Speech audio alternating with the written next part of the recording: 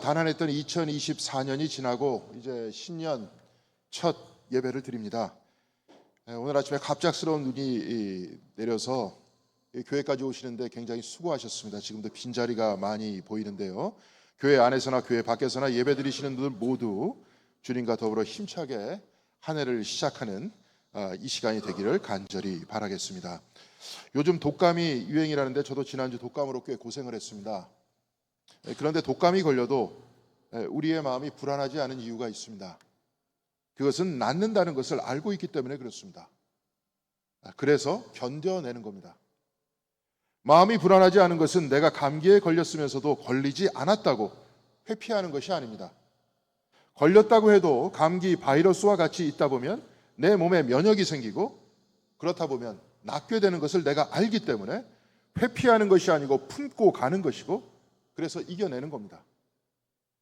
영국의 문예 비평가인 테리 이글턴은 낙관하지 않는 희망이라는 책에서 낙관과 희망을 구분합니다. 낙관이란 그냥 다 잘 될 거야 하면서 현실을 회피하는 것이고, 희망이란 현실을 직시하고 현실을 온전히 받아들이고 극복하면서 미래를 소망하는 것이라고 했습니다. 그래서 여러분들 앞에 보이듯이 낙관이라는 것은 현실을 무시한 미래이고, 희망은 현실을 인정하고 극복하여 얻어진 미래라고 말할 수 있습니다. 몸의 감기 바이러스와 싸워 이길 면역이 생기기 위해서는 시간이 지나야 합니다. 시간이 지나는 동안 기침하고 열나고 근육통이 생기고 피곤한 겁니다. 이것을 통과해야 몸이 회복되는 겁니다. 사람의 구원을 위해서 하나님께서 오셨습니다. 하나님께서는 하늘에서 내가 너희를 구원해 줄게 이렇게 말씀하시면서 끝낸 것이 아닙니다. 하나님께서는 사람이 되셨습니다. 그래서 우리와 같이 인간관계의 어려움에 괴로워하셨고 배고픔과 질병과 외로움과 실망과 배반을 경험하셔야 했습니다. 왜냐하면 구원이란 현실을 무시하면서 천국을 낙관하는 것이 아니라 이 거칠고 어려운 사람의 현실을 인정하고 이것을 통과할 때 마침내 구원이 이루어지는 것이기 때문에 그렇습니다. 오늘 우리가 읽은 본문의 말씀은 강림절기의 본문과 같은 말씀입니다. 그런데 절기상으로 오늘은 강림절이 아니라 주현절입니다. 주현절이란 에피파니라고 하는데요, 말 그대로 주님께서 현현하신 날이라는 뜻입니다. 주님의 현현을 뜻하는 주현절과 주님께서 강림하셨다는 강림절기는 무슨 차이가 있겠습니까? 강림절은 하나님께서 육신을 입고 우리에게 오신 날이라면 주현절은 그리스도께서 현현하신 날, 곧 예수 그리스도의 신성이 드러나신 날이라는 말입니다. 하나님이 육신이 되신 날이 강림절기의 성탄절이라면 육신 되신 하나님의 신성이 드러나신 날, 하나님께서 우리의 구원자가 되시는 날을 축하하는 날이 바로 주현절입니다. 강림하시어 우리의 현실과 같이 되셨고 주현하시어 우리의 소망이 되신다. 바로 이것이 교회력에서 강림절과 주현절을 나눈 이유가 될 것입니다. 그래서 강림절은 성육신을 고백하는 날이라면 주현절은 예수는 그리스도다, 예수는 주님이시다, 곧 예수께서 우리의 구원자이시다를 고백하는 날입니다. 이 주현절날 우리에게 주시는 하나님의 말씀을 살펴보기로 하겠는데요, 먼저 구약성경의 본문의 말씀을 보도록 하겠습니다. 이사야서 60장 1절에서 6절까지의 말씀을 교독해 보도록 하겠습니다. 약간 좀 색깔을 일부러 다르게 해놨는데요, 아까 권사님께서 읽으셨지만 다시 한번 교독해 보도록 하겠습니다. 예루살렘아 일어나서 빛을 비추어라. 구원의 빛이 너에게 빛이었으며 주님의 영광이 아침 해처럼 너의 위에 떠올랐다.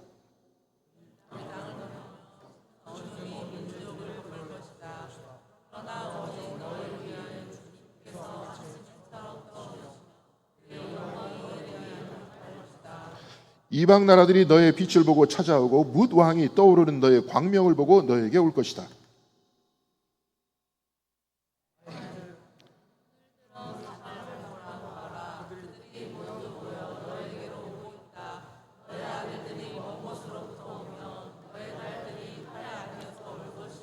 그때 이것을 보는 너희 얼굴에는 기쁨이 넘치고 흥분한 너의 가슴은 설레고 기쁨에 벅차 가슴은 터질 듯할 것이다. 풍부한 재물이 백길로 너에게 오며 이방 나라의 재산이 너에게로 들어올 것이다.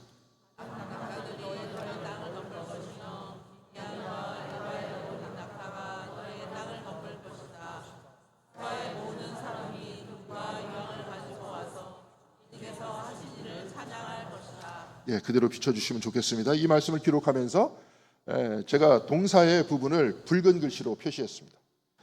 근데 이 말씀을 잘 보면 오늘 보면 1절의 말씀은 현재 시제입니다. 1절에 일어나서 빛을 비추어라, 현재입니다. 구원의 빛이 너에게 비추었으며, 이것은 과거 시제인 것 같은데요, 영어 성경에서 보면 Your light has come 이렇게 되어 있습니다. 문법적으로는 현재 완료입니다. 이 뜻은 그 빛이 과거로부터 지금까지 계속 비추고 있다, 이 말입니다. 그 다음에 주의 영광이 아침 해처럼 너희 위에 떠올랐다. 역시 현재 완료입니다. 주의 영광이 아침 해처럼 지금까지 계속 떠올라 있다, 이 말입니다. 그런데 2절 이후로 나온 모든 말씀은 다 미래 형태입니다. 2절에 그의 영광이 너의 위에 나타날 것이다 라고 말씀하고 있고, 3절에는 무도항이 떠오르는 너의 광명을 보고 너에게 올 것이다. 4절에는 모두 너에게 오고 있다 라고 표현하고 있습니다. 6절에는 덮을 것이며 찬양할 것이다 이렇게 말씀하고 있습니다. 모두 다 미래 형태입니다. 1절은 모든 동사가 현재이고 2절 이하는 동사가 다 미래입니다. 왜 이렇게 기록하고 있는 것이겠습니까? 먼저 그 이유를 찾아볼 수 있도록 하겠습니다. 성경 공부를 통해서 들으셨겠지만 이사야서는 3명이나 3그룹에서 쓴 말씀이라고 알려져 왔습니다. 제1 이사야는 아시리아가 침략했던 기원전 8세기에 쓰여졌고요. 제2 이사야는 유다가 바벨론에게 멸망을 당해서 끌려간 기원전 6세기 중반에 쓰여졌고, 제3 이사야는 다시 유대 땅으로 되돌아가서 가난과 혼돈을 겪던 기원전 5세기 초반에 기록된 말씀입니다. 제1 이사야는 이사야 1장에서 39장까지의 말씀이고, 제2 이사야는 이사야서 40장에서 55장까지이고, 제3 이사야는 56장에서 66장까지의 말씀입니다. 그러니까 오늘 본문이 기록된 이사야서 60장 1절에서 6절까지의 말씀을 제3 이사야의 말씀이다, 우리는 이렇게 알고 있습니다. 바빌론에서 돌아와 가난과 혼란을 겪고 혼돈을 겪고 있던 바로 그 시절에 오늘 말씀이 쓰여진 겁니다. 느헤미야 1장 2절에서 3절까지 바벨론을 멸망시킨 페르시아에서 고관으로 있었던 느헤미야는 유대 땅에 남겨진 백성들이 어떻게 지내고 있는지 하나나란 사람에게 묻고 있습니다. 제가 그 말씀을 읽어드리도록 하겠습니다. 나의 형제 가운데 하나인 하나니가 다른 사람들과 함께 유다에서 왔기로 이리로 사로잡혀 오지 않고 그곳에 남아있는 유대 사람들은 어떠한지, 예루살렘의 형편은 어떠한지를 물어보았다. 그들이 나에게 대답하였다. 사로잡혀 오지 않고 그 지방에 남은 사람들은 거기에서 고생이 아주 심합니다. 업신여김을 받습니다. 예루살렘 성벽은 허물어지고 성문들은 다 불에 탔습니다. 민족들이 바벨론으로 끌려갔을 때부터 이때까지 사람들은 건물도 짓지도 못하고 폐허가 된 건물에서 살면서 근근히 목숨만 부지하고 살고 있었다고 말하고 있습니다. 바벨론의 포로로 잡혀 고향의 갈 날만 기다리다가 막상 고국에 돌아와 보니 가난과 절망이 유대 땅을 덮고 있었던 겁니다. 느헤미야는 이 소식을 듣고 주저앉아 울면서 며칠을 금식하고 하나님께 울부짖었다고 했습니다. 이것은 느헤미야만의 눈물이 아니라 고국에 돌아왔던 모든 백성들의 눈물이었습니다. 그러니까 오늘 본문이 기록된 이사야서 60장의 말씀은 바로 이 시기에 쓰여진 바로 그 말씀이었습니다. 그런데 오늘 이사야서의 본문에서는 상황은 암담하지만 주님의 영광은 너에게 떠오르고 있었고 구원도 너와 함께 있다고 말씀하고 있습니다. 이것이 무슨 말씀이겠습니까? 바로 이 말씀이 뜻하는 것은 이 폐허 가운데에서도 구원은 하나님에게 있고 주의 영광이 내 가운데 있다는 믿음을 가지라는 그 말씀이 아니겠습니까? 비록 이방인들에게 업심을 받고 황무지로 변한 땅 위에서 성벽이 허물어지고 성벽들이 불에 타 누가 침패 들어오면 속수무책으로 당할 수밖에 없는 이 현실 안에서도 하나님이 분명히 우리와 같이 계시고 구원의 빛이 우리와 함께 있다는 이 믿음을 가지라고 오늘 이사야서는 말씀하고 있는 겁니다. 이 믿음을 가지고 어두운 현실을 회피하지 않고 통과할 때, 다시 힘을 합하여 유대 땅을 재건할 때 이방 나라에 흩어졌던 백성들은 다시 돌아올 것이고 유대 땅을 떠난 자녀들도 돌아와 부모의 품에 안길 것이고 교역이 풍부해져 폐허가 된 이스라엘도 다시 풍부하게 될 것이다라고 이사야는 말씀하고 있는 겁니다. 현실을 회피하는 낙관이 아니라 현실을 인정하고 돌파하는 희망을 가지라고 말씀하고 있는 겁니다. 그래서 이사야서 60장 1절에는 구원의 빛이 너에게 빛이었으며 주님의 영광이 아침 해처럼 너희 위에 떠올랐다. 현재 동사로 되어 있습니다. 그리고 그 말씀은 그리고 그 이후의 말씀은 다 미래로 되어 있습니다. 지금 이 순간 주님의 영광을 붙들고 지금 이 순간 주님의 구원을 붙들고 이 어려운 현실을 맞서 돌파해 나간다면 미래가 희망이 되어서 우리 앞에 펼쳐진다. 이렇게 말씀하고 있는 겁니다. 이사야서는 구원의 빛과 주님의 영광이 현재 늘 우리와 같이 있다는 믿음을 가지라고 선포하고 있다면 오늘 우리가 읽은 마태복음은 구원의 빛과 주님의 영광이 바로 예수 그리스도라고 말씀하고 있습니다. 오늘 우리가 읽은 복음서의 본문에서는 동방박사가 등장합니다. 지난 크리스마스 때 네 번째 동방박사에 관해서 말씀을 드렸는데요. 이것은 후대 사람들의 입에서 입으로 전해진 전설과 같은 이야기였습니다. 그런데 저도 어린 시절부터 왜 동방박사는 3명이었는지 늘 의문이었습니다. 다다익선이라고 5명이 되면 어떻고 10명이 되면 어떻습니까? 그런데 왜 3명이어야 했겠습니까? 거기에는 이유가 있습니다. 이스라엘은 3개의 대륙이 합쳐지는 골목에 위치한 나라였습니다. 이스라엘의 남쪽은 아프리카이고 서쪽으로는 유럽이고 동쪽은 아시아입니다. 이스라엘은 이렇게 세 대륙이 마주대하는 골목에 위치해 있습니다. 제가 저기서 이스라엘은 이렇게 표시를 해놨습니다. 그 위에는 유럽, 오른편엔 아시아, 밑에는 아프리카죠. 제가 이스라엘을 동그라미 쳐놓았는데요. 고대 이스라엘의 지도는 이보다도 구체적으로 다른 형태로 그려놓았습니다. 다음 그림 보시겠습니다. 예, 저렇게 되어 있습니다. 이게 영어로 되어 있는데요. 오른쪽 위쪽이 아시아이고 왼쪽이 유럽이고 밑에가 아프리카입니다. 이 그림은 세계의 중심에 이스라엘이 있다는 말입니다. 세계의 대륙 한복판에 지금 이스라엘이 위치해 있습니다. 세계의 대륙과 3명의 동방박사가 서로 겹치지 않습니까? 바로 세 대륙의 대표가 예수께 경배를 드리러 왔다는 겁니다. 이 말은 세 대륙에서 사람들이 모두 다 예수를 주로 찬양한다는 겁니다. 이들은 유대인이 아닙니다. 이방 민족입니다. 다른 사람들입니다. 이사야서는 구원의 빛이 유대 민족에게 비추어져 이들이 나라를 다시 일으킬 것이다. 이렇게 말씀하고 있지만 마태복음에서는 서로 다른 이방의 민족들이 예수 그리스도를 중심으로 새로운 나라, 하나님의 나라를 세울 것이라고 말씀하고 있는 겁니다. 유대 민족 중심의 민족주의를 넘어서 세계로 나아가고 같은 사람들끼리의 문화가 아니라 나와 다른 사람들이 그리스도 안에서 화합하는 것. 바로 이것이 그리스도가 빛이 되는 기독교 신학의 새로운 비전이 되었던 겁니다. 이에 관해 오늘 우리가 교독했던 에베소서 3장 6절에서 바울은 이렇게 말했습니다. 그 비밀의 내용인즉 이방 사람들이 복음을 통하여 그리스도 예수 안에서 유대 사람들과 공동 상속자가 되고 함께 한 몸이 되고 약속을 함께 가지는 자가 되는 것입니다. 바울은 유대 사람들과 이방 사람들이 공동의 상속자가 된다고 했습니다. 바로 이것이 비밀의 말씀이라고 했습니다. 이와 같은 말씀은 복음서와 신약성경 곳곳에서 무수하게 발견되고 있습니다. 바울은 로마서에서 구원은 율법과 할례를 통해서 이루어지는 것이 아니라 믿음을 통해서 이루어지고 유대인이건 이방인이건 복음에 대한 믿음을 가지고 있다면 복음의 본체가 되시는 예수 그리스도에 대한 믿음을 가지고 있다면 그는 구원을 얻는다라고 말씀하고 있습니다. 요한계시록 7장 9절에서 요한은 하늘나라의 환상에 관해서 기록하고 있습니다. 내가 보니 아무도 그 수를 셀 수 없을 만큼 큰 무리가 있었습니다.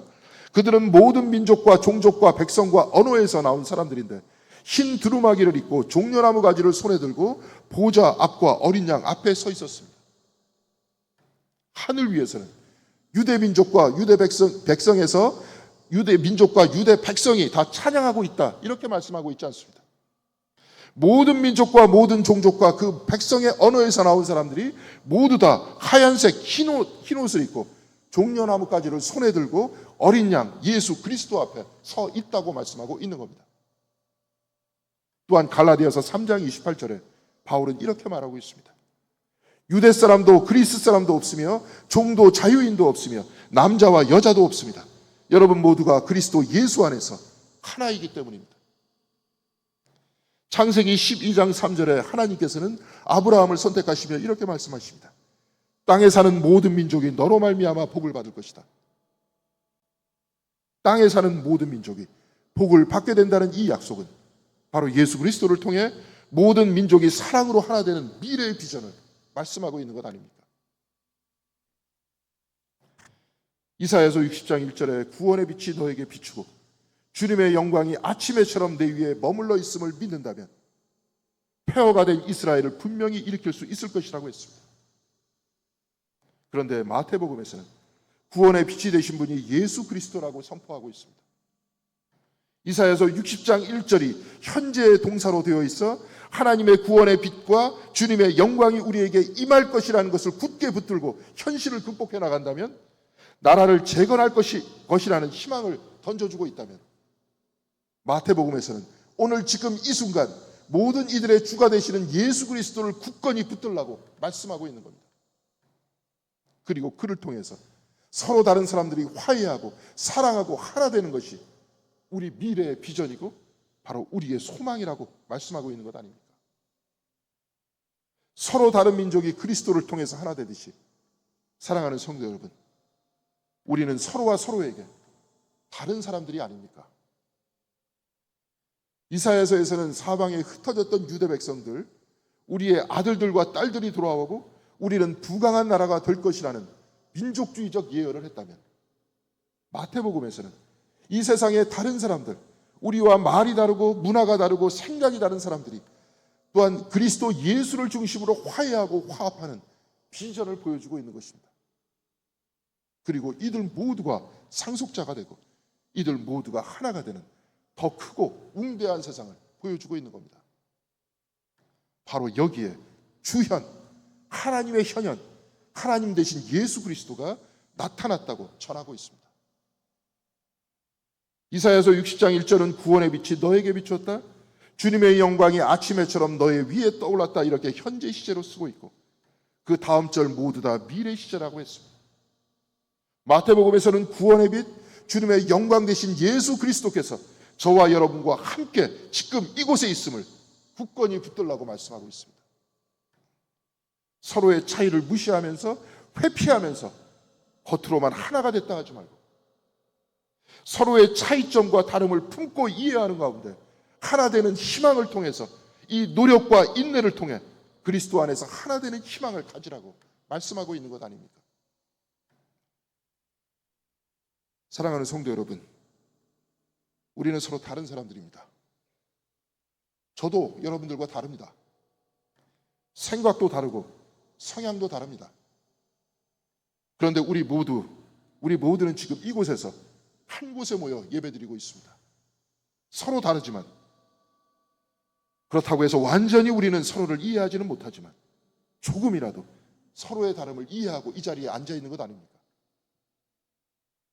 오늘 설교의 제목은 공동교회 예수 그리스도의 인품을 닮은 사람들입니다. 교회의 2025년도 표어는 영성 예수 그리스도의 인품을 닮은 사람들입니다. 영성이 예수의 인품을 담는 것이라면 저는 그 앞에 공동교회를 놓았습니다. 공동교회 성도님들 모두 영적인 사람들이 되자, 곧 예수의 인품을 닮은 사람이 되자, 이 뜻에서였습니다.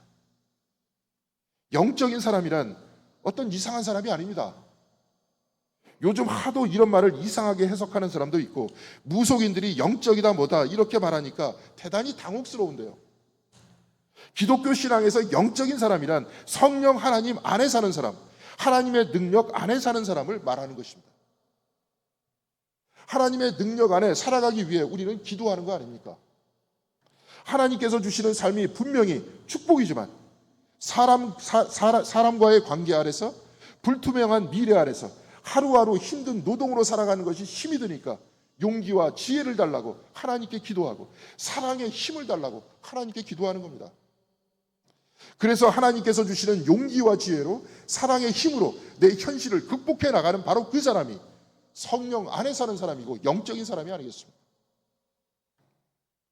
갈라디아서 5장 22절에 기록된 성령의 열매, 사실 이 모두 다 인품에 관한 말씀입니다. 사랑과 기쁨과 화평과 인내와 친절과 선함과 신실과 온유와 절제, 이 9가지 열매라고 했는데 이 모두 다 사람의 인품을 가지고 이야기하는 겁니다. 일생을 통해 성령의 열매를 맺으면서 우리에게 그 영적인 삶의 모범이 되신 분이 누구십니까? 바로 예수 그리스도 아니십니까? 이 영적인 삶을 통해서 주님께서는 당신의 주변을 하나로 만드셨습니다. 병든 자와 가난한 자, 세리와 죄인들까지도 이해하시고 용서하시고 고치시고 화해하시면서 이들 모두를 유대인들과 하나로 만드셨습니다. 모두가 사랑으로 하나 되어 하나님 앞에서 같이 식사하고 같이 배려하는 사랑의 나라가 하나님 나라라고 우리에게 가르치지 않으셨습니까? 사랑하는 성도 여러분, 이제 2025년 새롭게 시작됐습니다. 5일이 이제 지나니 이제 360일 우리 앞에는 미래가 펼쳐집니다. 세상의 모든 사람들을 하나로 만드신 예수 그리스도께서 지금 이 순간 저와 여러분과 함께 계심을 믿고 굳건히 붙들고 있다면 예수 그리스도의 마음과 인품을 닮은 그 삶을 우리가 살려고 노력하고 있다면 우리는 분명히 사랑으로 하나 되는 우리의 가정, 겸손과 이해함으로 하나 되는 우리의 공동교회, 배려와 용서로 하나 되는 우리가 속한 공동체를 희망할 수 있지 않겠습니까? 예수 그리스도께서 이 영적인 인품의 열매를 저와 여러분에게 보여주셨습니다. 매일 기도와 묵상으로, 말씀으로 매일매일 그리스도 예수께서 현재 나와 같이 있고 나와 함께 있어야 하지 않습니까? 우리가 주님과 같이 있다면 우리는 미래를 희망할 수 있을 것입니다. 현실의 차이를 무시하면서 막연하게 미래를 낙관하는 것이 아니라 다름과 차이를 직시하고 이 안에서 인내로 화합하고 친절과 선함을 실천하고 절제하는 이 성령의 선한 능력이 우리 교회 안에 퍼져서 조금씩 사랑으로 하나 되는 미래를 우리는 희망할 수 있지 않습니까? 사랑하는 성도 여러분, 올 한 해 매일 그리스도와 함께 계시는 여러분들 모두가 되시길 바랍니다. 그래서 그리스도의 인품을 담는 영적인 삶이 매일매일 우리 자신의 과제가 되고 매일매일 우리 자신의 삶의 목표가 되시길 바랍니다. 그래서 저와 여러분들 주변에서, 교회 안에서, 그리고 이 땅에서 사랑으로 하나 되는 하나님의 나라를 우리 주변에서 찾아내고, 그리고 이것을 보고 기뻐하시는, 또한 이것을 보고 충만해 하시는 공덕교회 성도님들 모두가 다 되시기를 주님의 이름으로 간절히 기원드리겠습니다. 기도하시겠습니다.